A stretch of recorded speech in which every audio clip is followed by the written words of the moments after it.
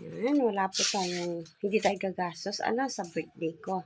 Kasi, mas minabuti ko na dito sa bahay,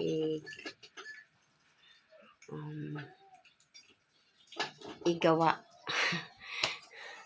Kasi may mga pinapagawa po si Inday, katulad po nitong bintana sa aking kwarto. Close na yung bintana na yan, dito banda sa may kwarto.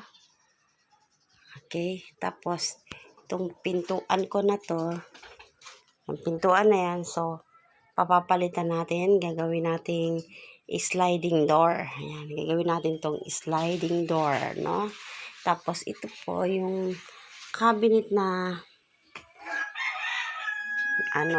gawa lang kasi ito sa kahoy nung una. Gawa sa kahoy, lagayan ng washing at saka dryer. So, dahil nga sa wala kami rito palagi, kinain na pala ng anay no, yung gawa sa kahoy. Kaya, ayan, papasemento na natin.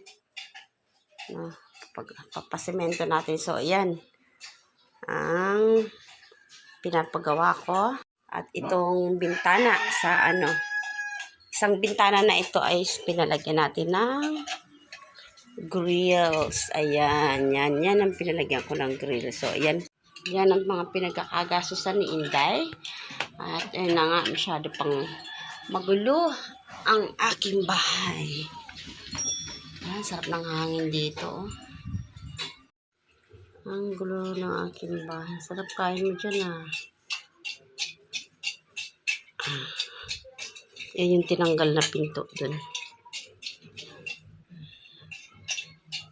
Masyado magulo yung aking bahay. Sobrang magulo pa.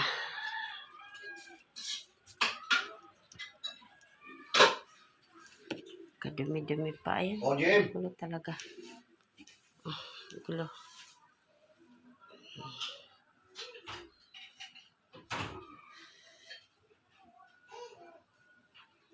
Sheriff ang magulo.